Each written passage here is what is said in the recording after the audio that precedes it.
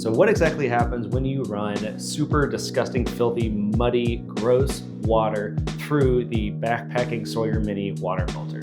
That's what we're going to get into today. Hey everybody, Backpacker Luke here, and I personally know that when I'm out backpacking and I come across water sources that I need to filter from, I'm always looking for the cleanest water that I can, not just after I filtered it, but also before I filtered it, just to kind of cut out the middleman there as much as I can. And if you start filtering from water that's already flowing and cleaner than other water, and then you filter and drink it, you just feel better, and also it puts less work and strain on the filter.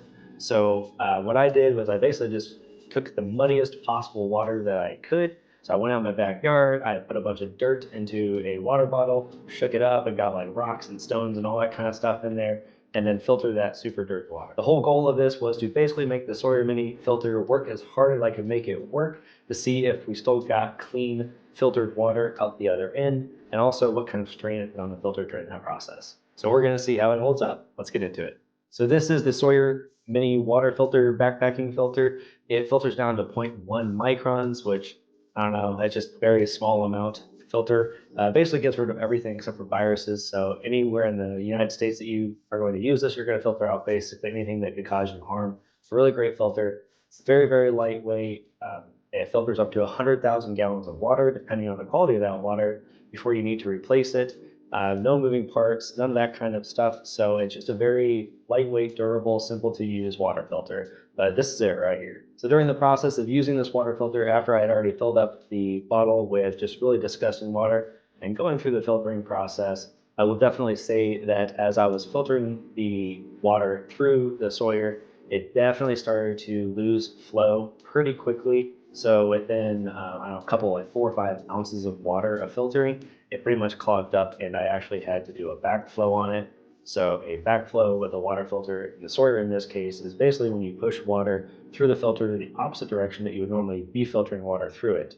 What this does is basically removes any kind of clogs in the system and tries to basically kind of like give it a fresh start. So I did a backflush of the filter and then went back to filtering the water again, and that definitely did help. But with this kind of quality of water that I was making, and granted, this is about the worst kind of water you can get. This is like if you scooped your cup through the water and then dragged it along the mud and the silt at the bottom of a water source, then filtered it.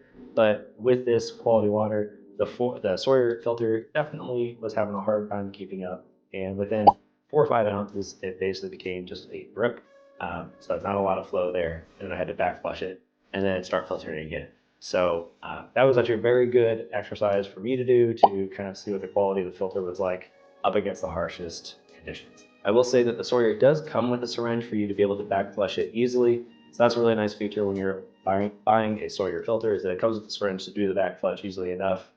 And I will also say that it doesn't take very long to do the backflush. So it's a pretty minor inconvenience to do the backflush and then just get back to filtering water like normal. And with the added bonus of the filter itself just being so light anyway, and it being quite a cheap filter, so it's a budget filter. That's I think $25, something like that, for one of these filters. So not a huge cost for a really great filter that's going to filter 100,000 gallons and not give you any big problems along the way. But we definitely seem to have found sort of the top end of the amount of dirt and grit and silt that you would want to put through this filter to be able to get any kind of good flow on the filter. I will also mention that the soil I use is my soil from my backyard, and it happens to be a very, very sandy kind of soil, which is about the worst that you could use for a filter. So I really did put this through kind of the max test. It's basically if you just dragged along the beach and filtered water from like half sand, half water, and that's what you get. So I really did kind of put it through paces on this, and at the end of the day, it is a pretty budget water filter, and it has never done me wrong. I take it on a lot of my trips, most of my trips, and I've never regretted taking it on any of these trips at all. But I pretty much put it through like the worst case scenario for itself, and within like 4 or 5 ounces, it started to have issues. I had to backflush it, and then start filtering again. So the whole purpose of this video is really just to give you a quick example of kind of putting this thing through its paces as best as I could and making it have the worst case scenario. So you see the clean water and the dirty water next to each other, and what it started with and then what I ended with. The water tasted very clean, didn't have any kind of weird flavor to it or anything like that. There was no silt or contaminants within it after I did finished filtering it. So while the filter is slow when it's going through this kind of work, it does still put out very clean, fresh water at the end of it. So that is really cool. If you're interested in picking up one of these filters, I have an affiliate link down in the description below for Amazon. I get a little bit of something back from Amazon if you order through that link, but it costs you nothing extra. So I'd appreciate it if you order through that link if you're going to buy a Sawyer. And I hope this video was helpful for you. Have a great day. Thanks.